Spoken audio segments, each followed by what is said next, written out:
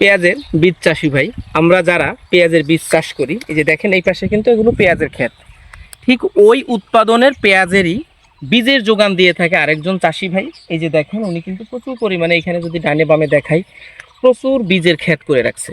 কিন্তু এখানে একটা কৌশল আছে, আমরা যারা নতুন তারা হয়তো অনেক সময় বুঝবো না। দেখেন এখন প্রায় 9:30 থেকে 10টা বাজে, এই জমিনে কিন্তু একটা ভ্রমর বা মৌমাছি বা কোনো কীটপতঙ্গের আপনি উপস্থিতি বুঝতে পারবেন না। কারণ কি বলেন তো?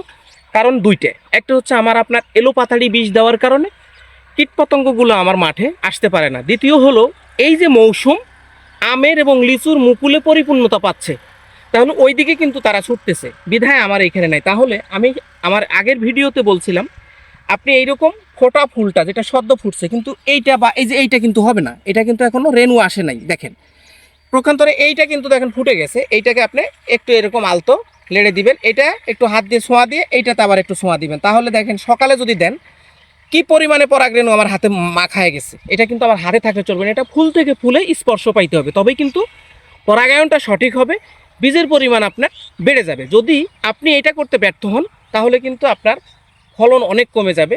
বীজের পরিমাণ কম মানে ভাই আপনি কিন্তু লস খাবেন। আপনি এখানে এই হাতের স্পর্শ যদি মনে করেন অনেক কষ্ট হচ্ছে, মৌমাছি কিভাবে আপনার জমিনে আসবে সে ব্যবস্থাটা করতে হবে।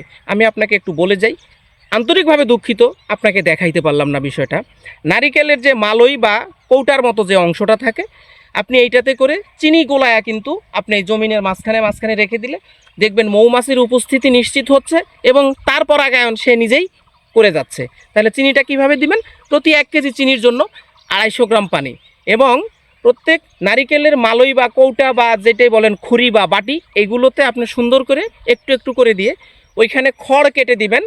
তলা থেকে আপনার এইটা হচ্ছে বাটি, বাটির তলা থেকে মুখ পর্যন্ত খড় উঠায় দিবেন। মৌমাছি কিন্তু ওইখানে গিয়ে পাখা ডুবায় আপনার এই মিষ্টি জাতীয় রসটা সে খাবে না। সে খাওয়ার জন্য ওইখানে নামার জন্য ওঠার জন্য সহজ বুদ্ধি থাকলে সে কিন্তু নামবে এবং উঠবে। তাহলে আপনাকে খড় কেটে কাঠি বানায় দিতে হবে, মইয়ের মতো করে সে ওইখান দিয়ে নামবে, খাবে এবং ওইখান থেকে সে আবার সশরীরে উঠে যাইতে পারবে। এই প্রক্রিয়াটা অবলম্বন করে আপনি আপনার জমিতে মৌমাছি আসার ব্যবস্থাটা নিশ্চিত করেন। আশা করি সে পরাগায়ন করবে, আপনার কিন্তু ফলনটা বেড়ে যাবে। ধন্যবাদ।